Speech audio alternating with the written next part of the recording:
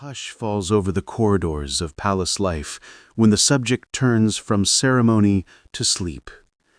In the quiet hours, when the lights dim in the private chambers of the sovereign, a different kind of battle unfolds. For King Charles III, publicly a figure of unwavering duty and regal presence, the night brings an invisible foe, a whispered, recurring interruption in breath, a mask of machines, and a bed separate from his queen. Before we dive in, there's something I need to share with you. Over the past few days, thousands have watched these stories unfold, but most haven't subscribed. If you're one of them, I invite you now to join us. Subscribe to Crownverse so you never miss the next chapter in this unfolding royal history. It is widely reported that the king was diagnosed with cancer last year and has publicly balanced treatment with duty. Less widely noted, though increasingly referenced by royal insiders, is his struggle with sleep apnea, a disorder that causes repeated pauses in breathing during sleep, leaving the sufferer drained, foggy, and vulnerable. According to author Robert Jobson in his recent book, The Windsor Legacy, the king uses a CPAP machine to keep the airways open and prevent disruptive, oxygen-starved episodes. It is said that this device was introduced to him by former U.S. President Al Gore during a visit to Highgrove, and that the result was an improvement in his energy levels.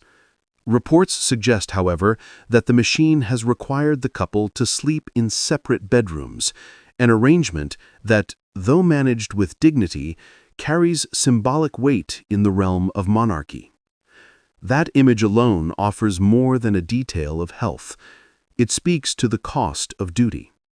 A monarch who bids farewell to the public each day, occasionally hobbling from one event to the next, may return home only to face the hum of a machine, the mask that keeps him breathing, and the stillness of a bed where the queen is absent.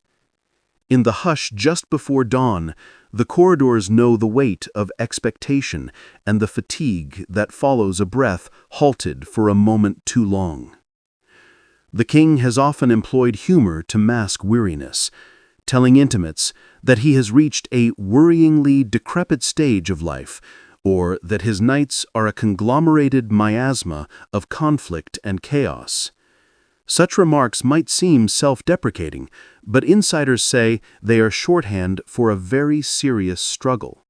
The relentless intrusion of a condition which does not pause for state visits, audience rooms, or photo calls. Sleep apnea does not respect rank. Day to day, the condition can manifest as overwhelming tiredness, impaired concentration, mood fluctuations, and the increased risk of cardiovascular disease. For a sovereign whose every gesture is scrutinized and whose schedule may run from dawn to dusk and beyond, the hidden struggle matters. One former documentary featuring the king's son, Prince Harry, recorded a moment when Charles reportedly fell asleep over his papers late at night, an image etched into public memory as more than comedic detail, but as a sign of strain. Yet the monarchy has offered no formal medical bulletin on this particular issue. The details come through books, insiders, and reporting, not from palace press releases. The king continues to attend public engagements, travel abroad, launch initiatives, and maintain his high-visibility role. On the surface, nothing has changed, but beneath the ceremonial veneer lies the careful balancing act of a sovereign who must rest when the schedule does not allow for rest. At a cancer ward in Smethwick, he once told a patient he knew his own body was wearing out as he reached his 70s, a statement delivered quietly, but loaded with significance. It acknowledged in a few short words that the throne is not exempt from limitation. The monarchy endures by default, but the men and women who carry it do not. The intersection of the king's health issue with the marriage of the sovereign and queen is another layer deserving reflection. Their public life remains a united front: visits, state banquets, engagements. But the shift to separate sleeping arrangements brings a private dimension to public duty.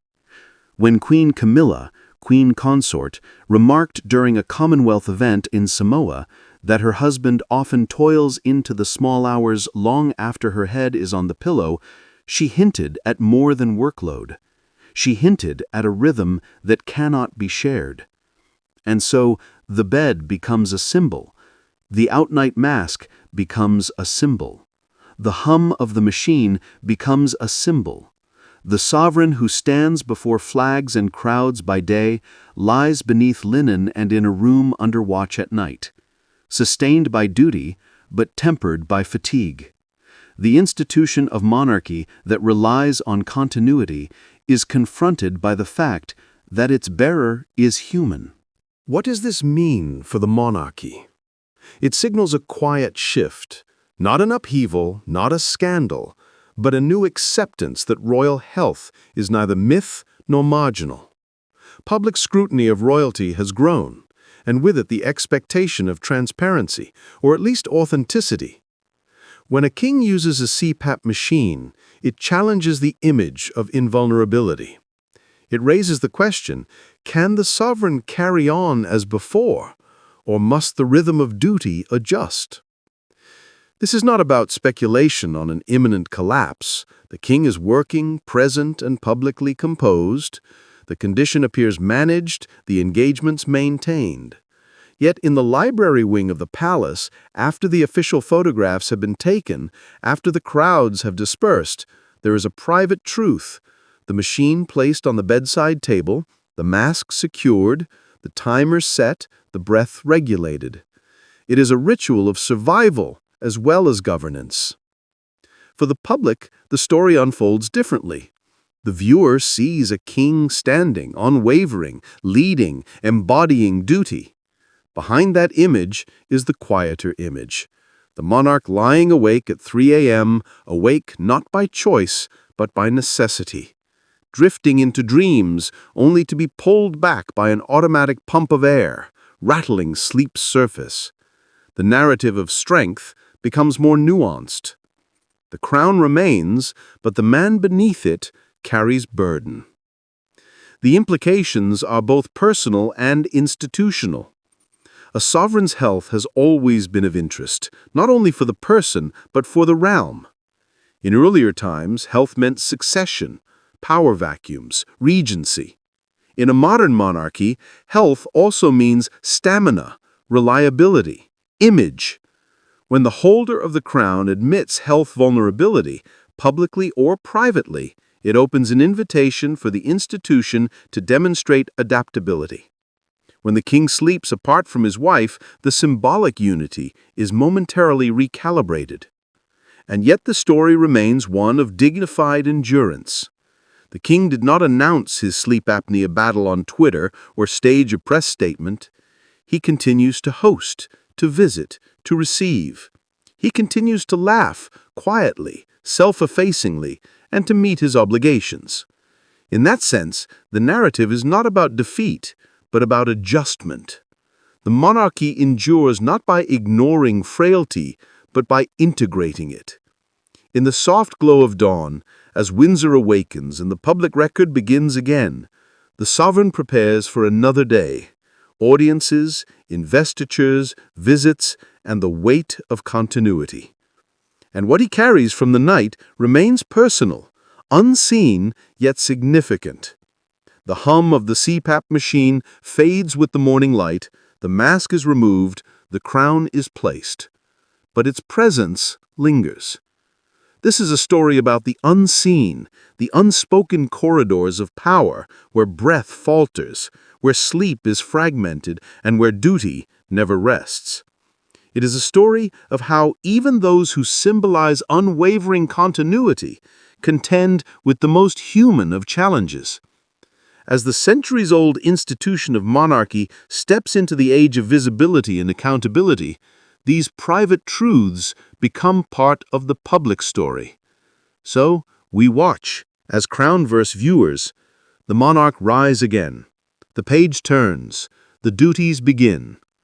The world sees a king, but tonight we have seen what he carries into the night. And in that silence, we ask, can the institution that demands so much from its bearer still accommodate the bearer's humanity?